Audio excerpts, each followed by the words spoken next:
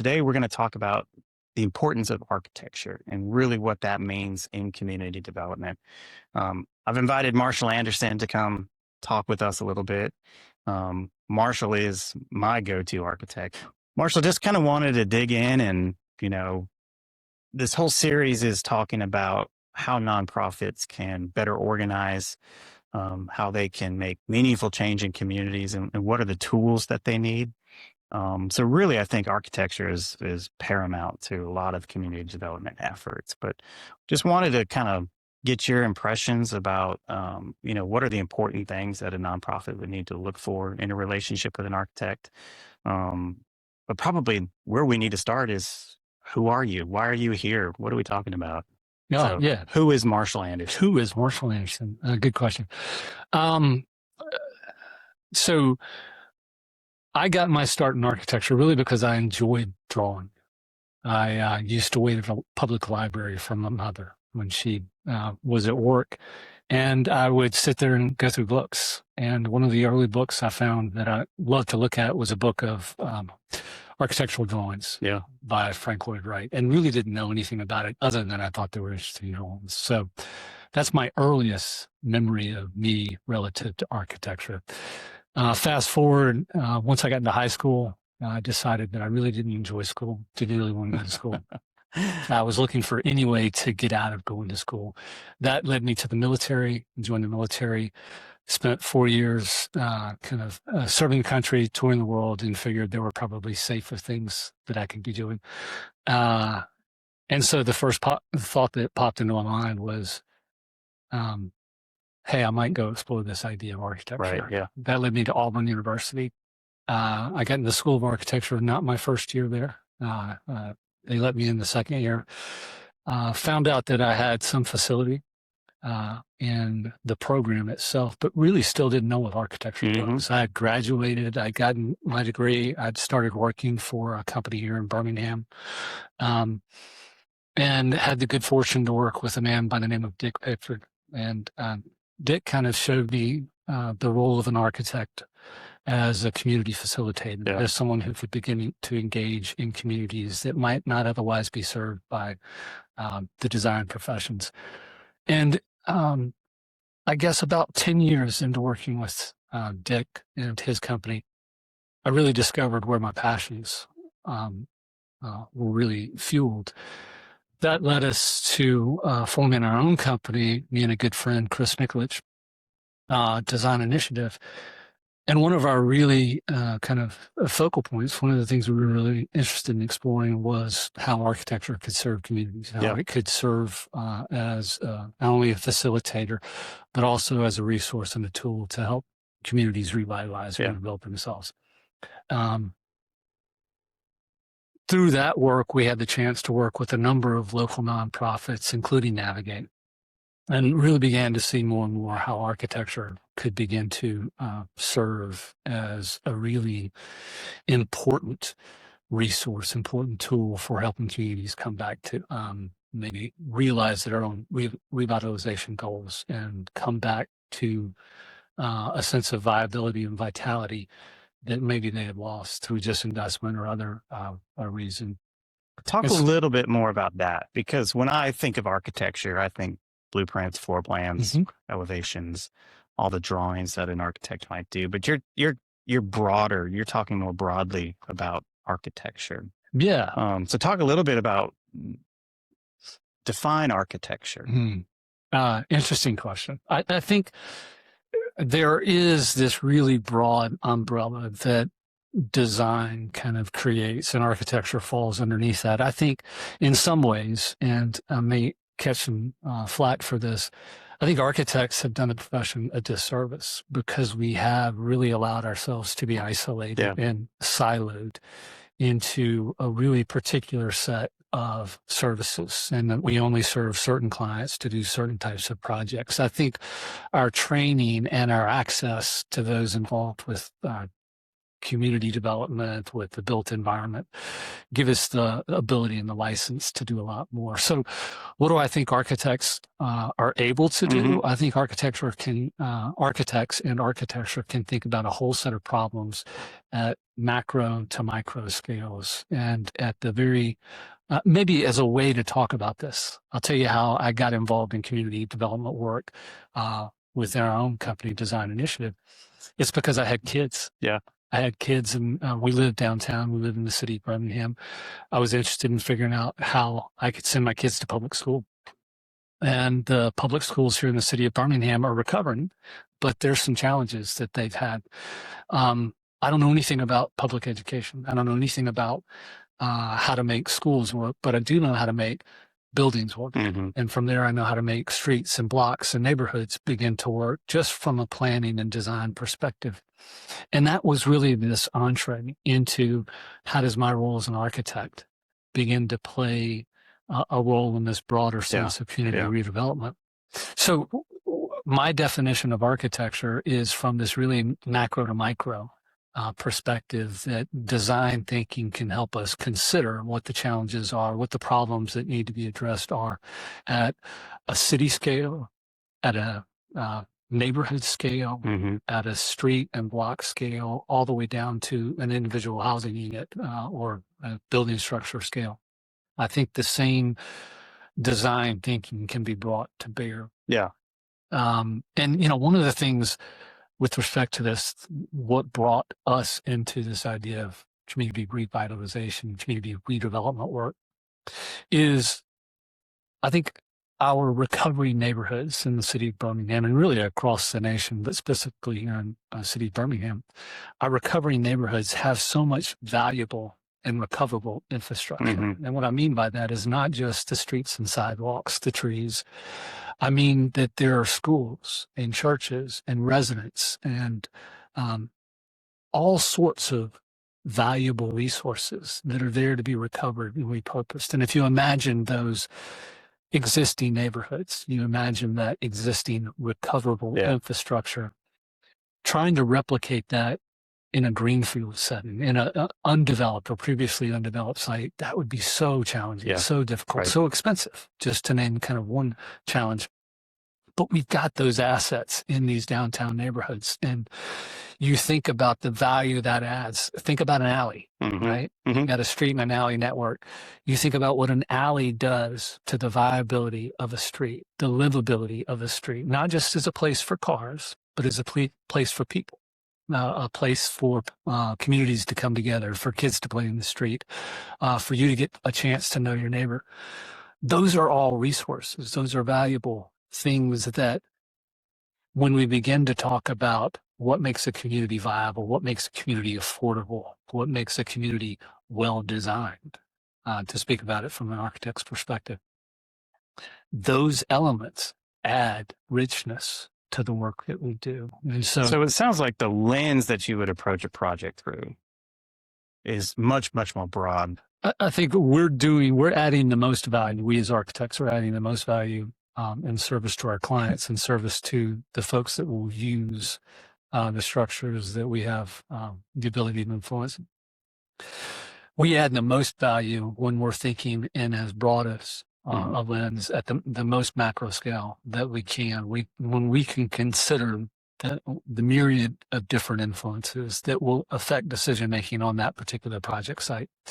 And so one of our opportunities in any relationship is to help bring that lens, bring that kind of awareness to a project, to begin to provide our clients with the necessary information for them to make the right decisions. One of our opportunities is to empower you with information so that you can make the right decisions for whatever goals you have for your project.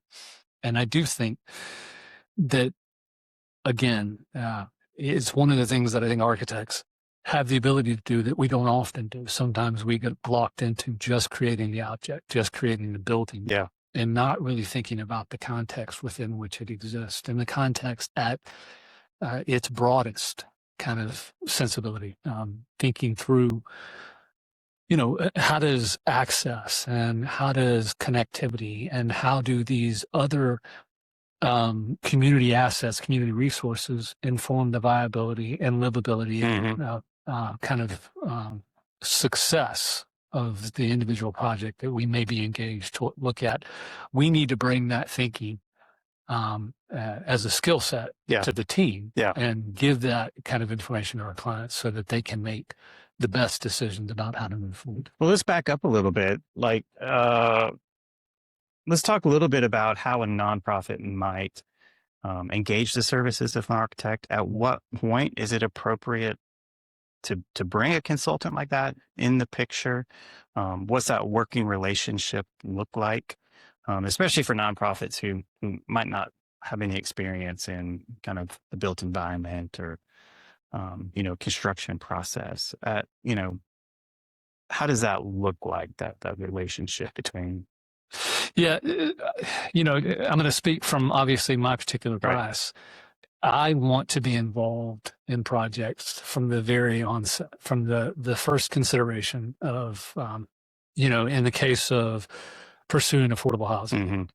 I want to be involved in those early conversations to begin to help a client at least be aware of all the different things that they may want to consider so that it doesn't get down to the point where we already know the lot.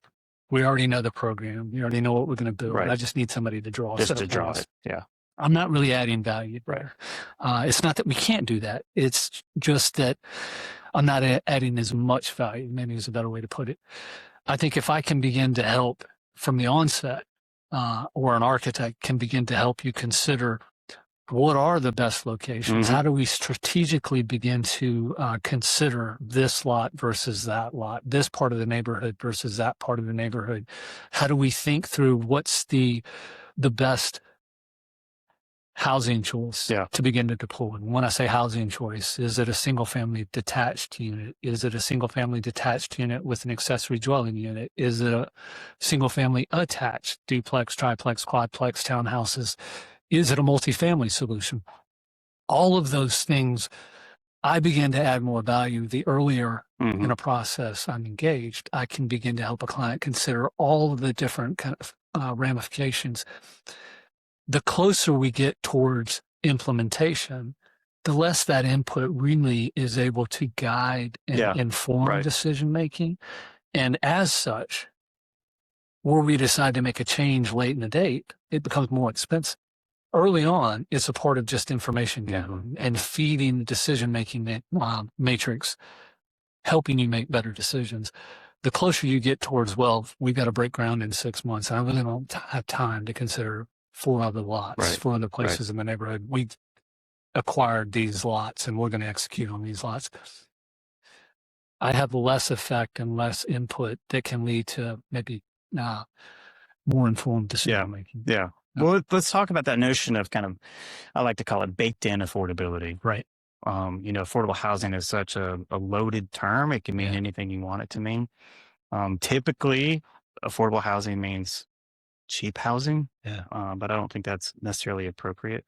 Let's talk a little bit about what are the other things that might blend into affordability that we typically might not think about. Because it's more than just, how much did my house cost? But I think there's a contextual element to affordability. And I'm really glad. I know we've talked about this a lot, but I'm really glad we're touching on this here. Affordability oftentimes, I think, does get translated as how cheap can we build this? And that's an unfortunate context. It's a real one. I mean, how much it costs to build something certainly can impact affordability. But just for example, we'll take it and begin to break it down. If we think about affordability in terms of the building itself, the house itself, the unit itself, there is the initial cost, what it costs to construct, to deploy, to deliver it. That's a cost.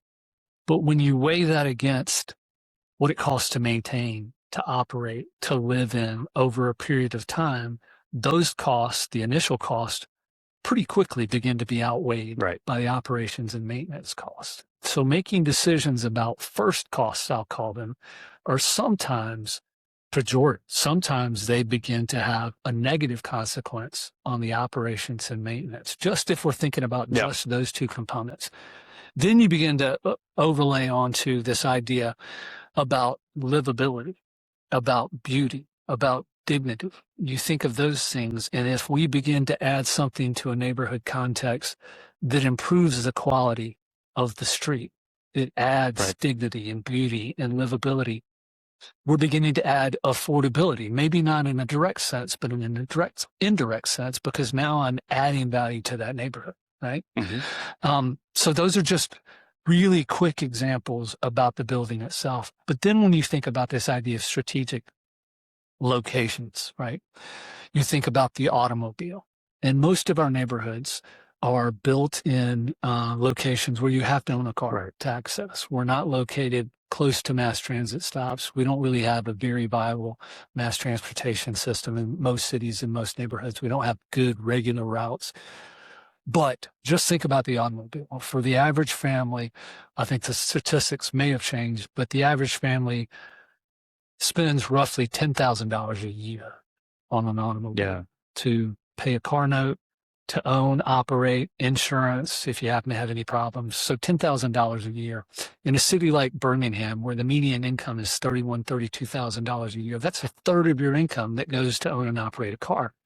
Well, you're already behind the 8 ball. Right. Yeah. Before you started. So if I can think strategically for a nonprofit about where to locate housing, I affect affordability. Yeah, sure. If I think about the monthly operations maintenance costs, I affect affordability. If I think about its proximity to other assets, where folks work, where their kids go to school, where they go to recreate, where their amenities are, if I can begin to, again, lace in strategic thinking, I can impact affordability. And those decisions have much greater effect, in my opinion. And I think statistics bear this out, much greater impact on affordability than just what the first costs are. Well, and I think when you context that in the lens of community development, right, we're not necessarily building housing. There you go. We're rebuilding community. That's right. And all the things that are related to that, the walkability, the communal nature of that. You know, one thing, and I'll be transparent on this, Marshall is our architect for a lot of our projects, and this notion of the front porch. Yeah. Right. We've talked about this before, that it's cheap space to build, but how viable or how much vitality does a proper front porch bring to a community? Yeah. And to me, that's the lens of affordability, is what are those really strategic moves we need to make that can really impact the community in the most broad sense. Yeah, you know, front porches, man, we could spend a whole podcast just talking about front porches. Maybe we'll do that. And we'll do that. You know, the idea of a front porch, it used to be just a given, especially in a place like Birmingham, Alabama, and especially in the Southeast. The idea of a porch, it was kind of baked in to the idea of a house, is that you would have a porch. And the reason for that is, as you say, it gives you inexpensive sheltered space. Before we had technologies like air conditioning, the porch was where you lived, because in the summer and the humid months, it was uncomfortable to be inside. And so the porch, sleeping porches, front porches, dining porches, all of those things were just a part of how we lived in this environment. But they also gave us the ability to develop community. They also gave us the ability to meet our neighbors, to passively supervise our kids at play, to know who was walking down the street and to say, hey, you know, my name's Marshall. I hadn't seen you in the neighborhood before. And not just as a way of monitoring, but as a way of building community. And I think it's something that, again, I'll blame architects. We don't always think about how important spaces like that are, because you know, when you drive your car and you're in that conditioned environment and you pull into the garage and you go straight from the garage to the kitchen, I bypassed that whole community interaction phase. I've isolated myself within kind of my residence, where the front porch gives us an opportunity to get back out there and reconnect. I think sometimes people hear me talk about this and they think I'm nostalgic, and they think, you know, well, that's a bygone era. And I'm not trying to be kind of Pollyannish in this. I really am seeing that a front porch, it adds affordability, because I get living space at less cost than conditioned space. It adds livability, because now I've got this indoor-outdoor space that's out of the sun, out of the rain, that gives me the ability to kind of participate in community, but do it kind of from my semi-private, semi-public space. Right. It gives me the ability to passively supervise my neighborhood. When we talk about safety, security, awareness, a front porch adds that kind of ability to provide that. The other thing that I think is really interesting, and I don't know how you quantify this. I don't know how you put a dollar figure on this. If I'm a single parent and I've got 2 kids, and one of my kids I've taken to school, but the other kid is sick that day, if I don't really know my neighbors, my front porch, I don't have one, so I hadn't had the opportunity to really kind of engage and know my neighbors. Well, now I've got to take off work because I've got a child that's sick at home. Well, if I know my neighbors really well, I may have those relationships where I say, you know what, I'm in a tough spot today. Could you do me a favor for a couple of hours and just watch Elizabeth while I've got to go in and do a couple of things? If I've got that tight-knit community, I'll probably have more ability to do those things than if I have a neighborhood that doesn't have that kind of connectivity. And again, I don't know how you value that. I don't know how you put that on MLS listing. You know, this this house costs this much, but it's also got a front porch that leads to this. But I know it matters. I know it's what makes communities work. And when it's missing, it's one of those things we can point to as symptomatic of this is where the community might not be working as well as it could be.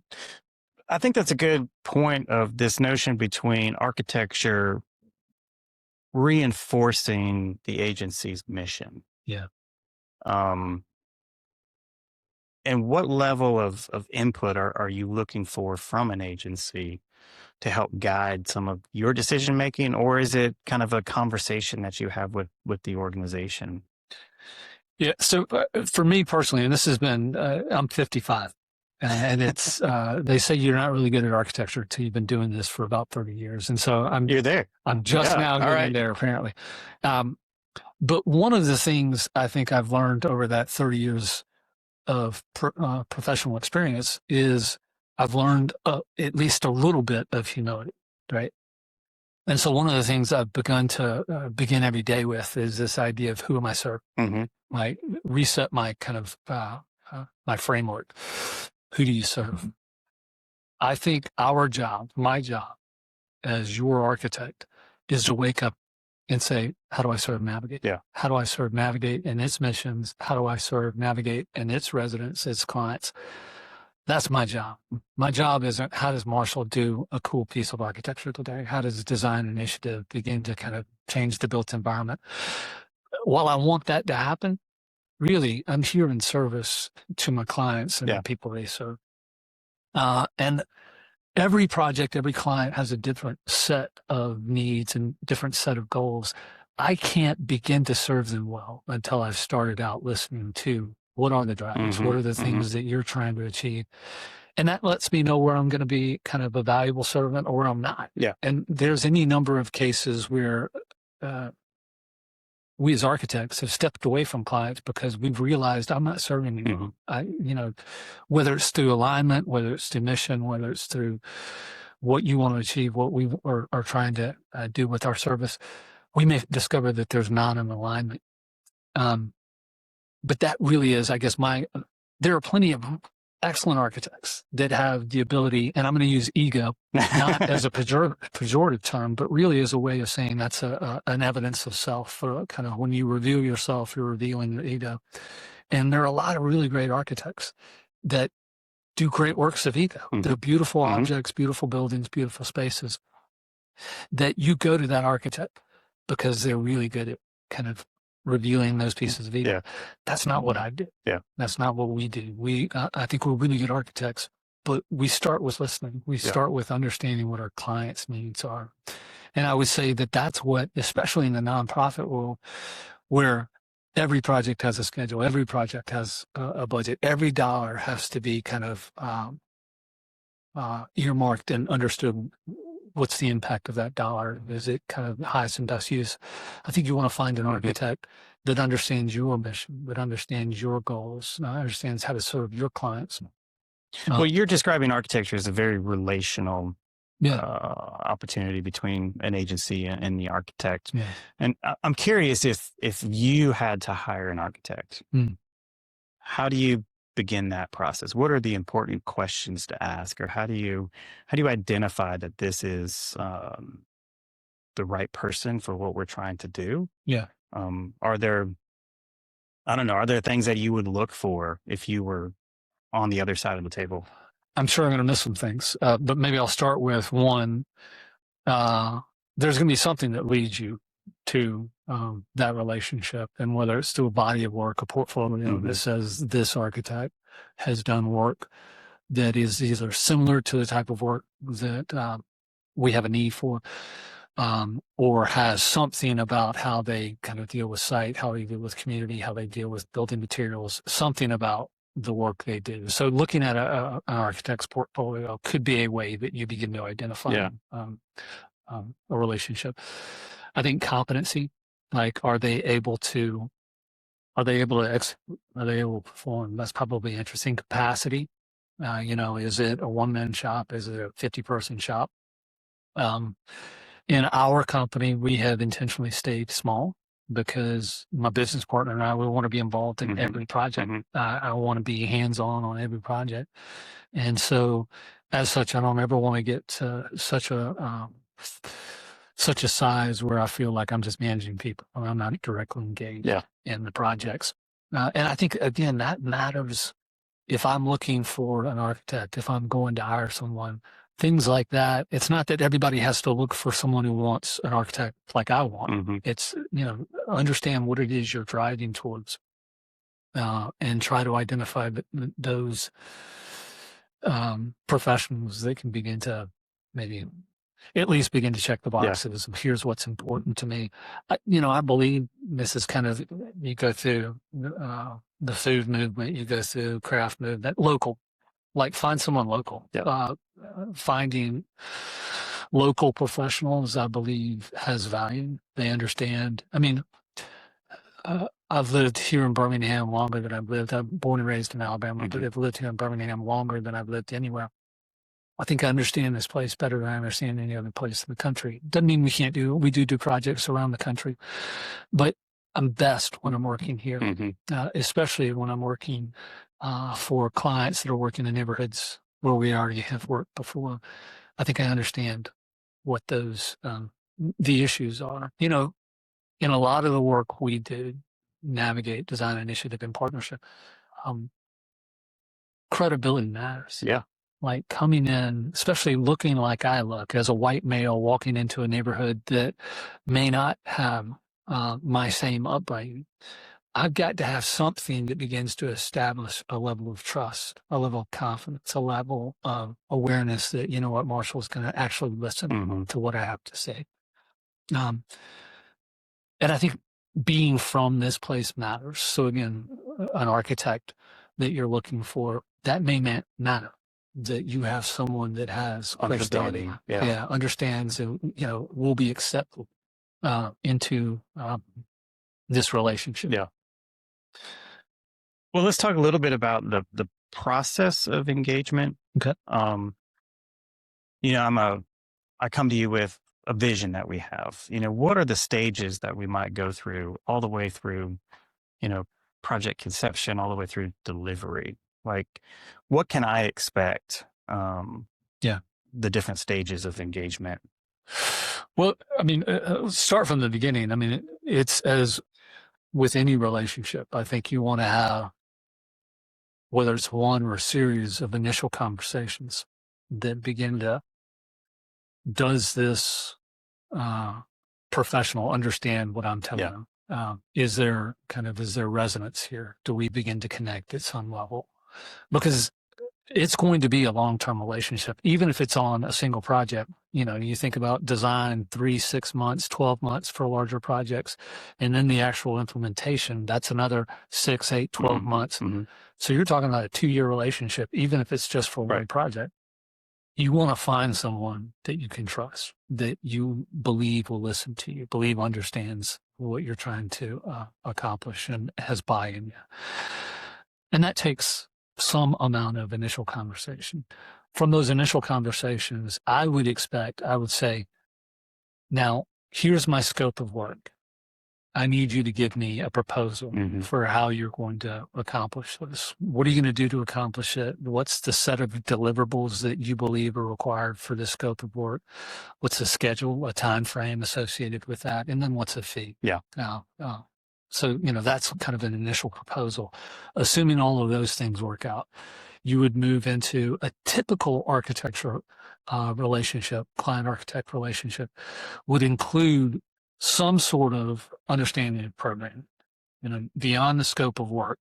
Here's the actual program. And we'll just take a unit of housing. It's got to have this type of living space, this number of bedrooms, this number of bathrooms. I want it to be this size. You want to have that defined, and then you want to understand the site. Synthesize those three things together. That's what we call schematic design. Yeah. That would be the first phase. And at the end of that schematic design, you as the client would have not only an awareness of the client, the architect understands what my program is, but now they give me evidence of what it would look like on my site. Yeah. Schematic design does that. Then we would begin to engage in design development. The second phase, a consultant team. If you required engineering of any kind, civil, structural, mechanical, electrical, plumbing, those consultants will be brought on by your architect to begin to take that schematic idea and begin to lace in all of the other systems that go into it. At the end of design development, typically we do a pricing check. So you have a budget. I've taken this project not only through its conceptual development, but now I've made it real by overlaying the systems.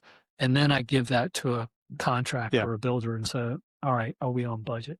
So really the architect can help with everything from visioning through budgeting and what we can expect. There's a lot more that goes into this than the floor plan. That's right. I think the collateral of this is a set of design documents. Right. The actual benefit is really in building this information, this knowledge set for you, the owner, to know that, yeah, my site works. Yeah, my program, here's how it will be built. Yeah, it works on my schedule. It works on my budget.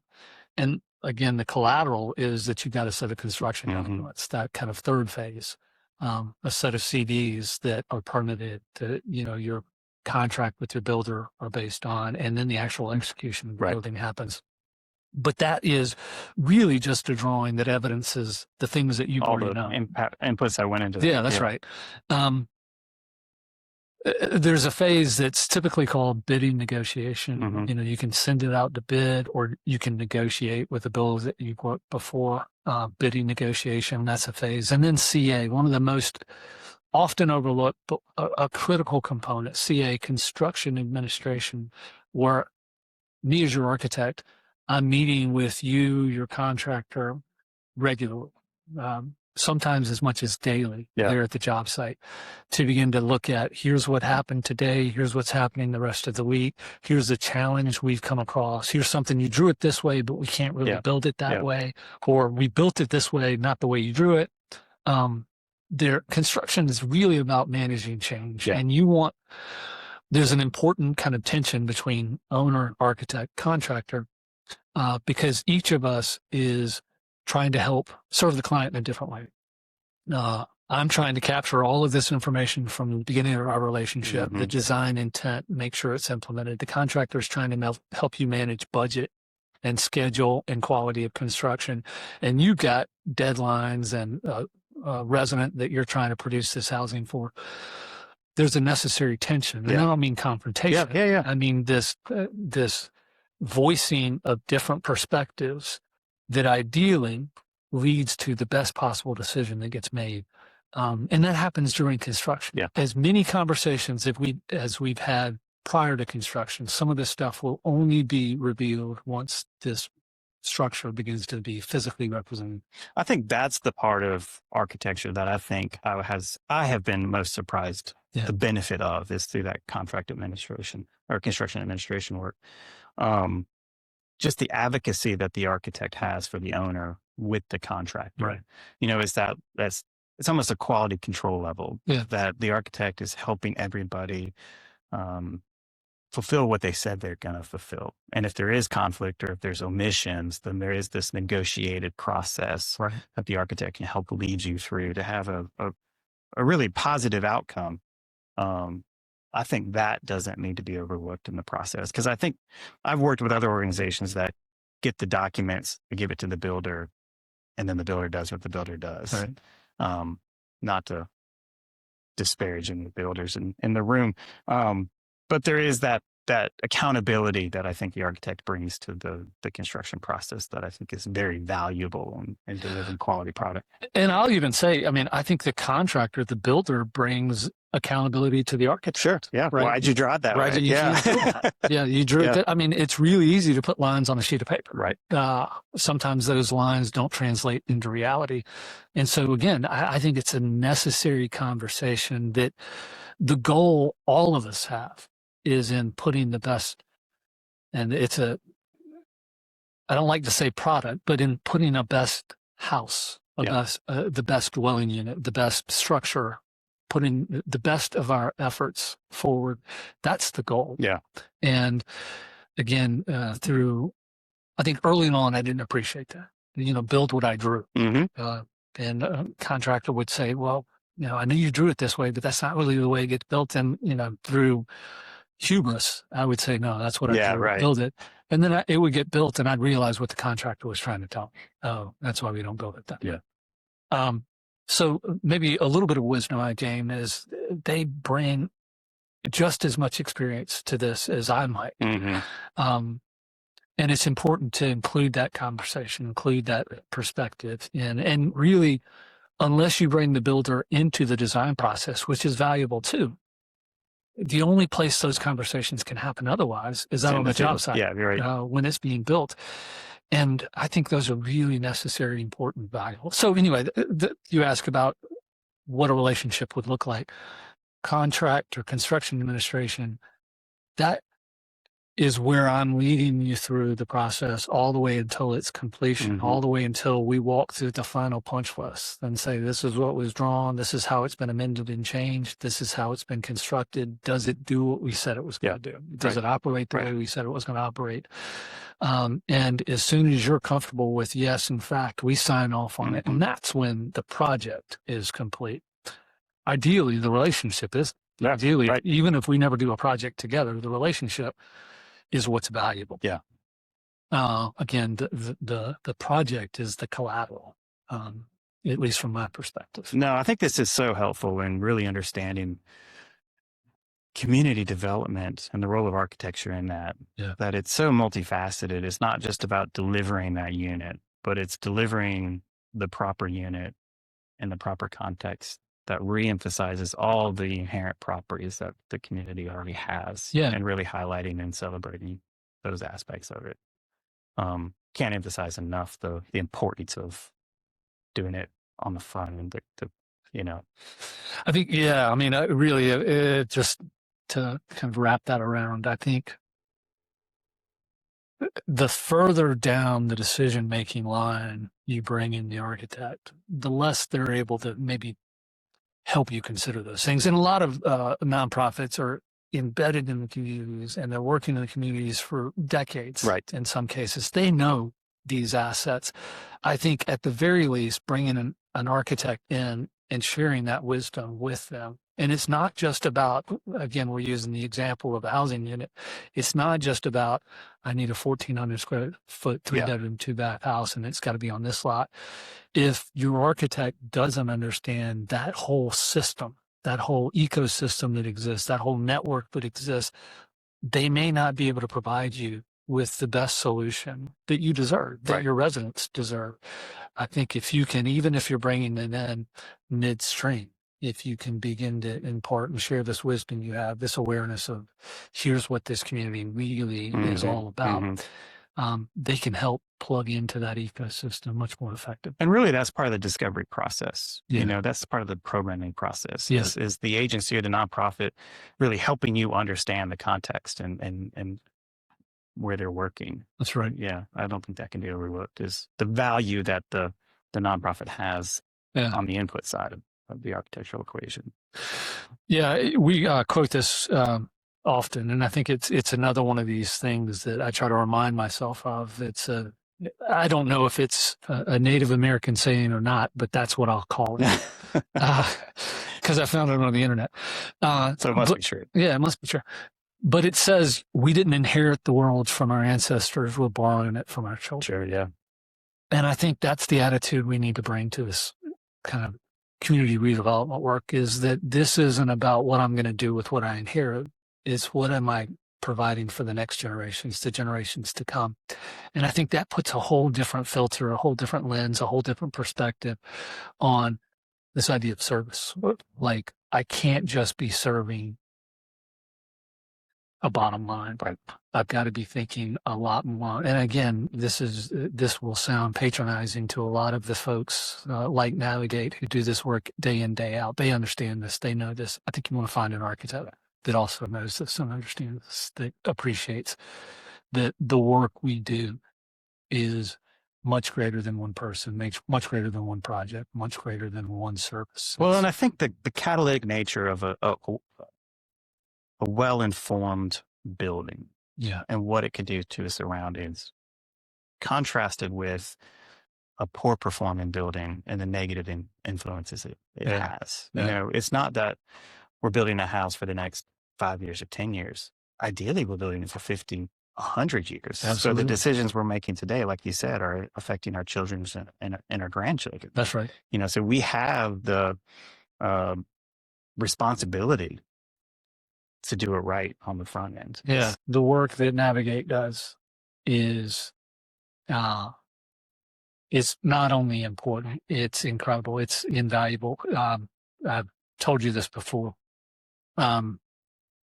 You guys are a unicorn. I've never met an organization that is driven the way you guys are driven, that has the passion, that has the focus, that has the intent for positive impact, positive change, making a difference. It is remarkable. And I appreciate the opportunities you've given our company, you've given me. It's helping us. It has helped us to better understand where our mission is. Well, it's certainly collaborative. Like, we couldn't do it without good partners, and we thank you for that. Thank you.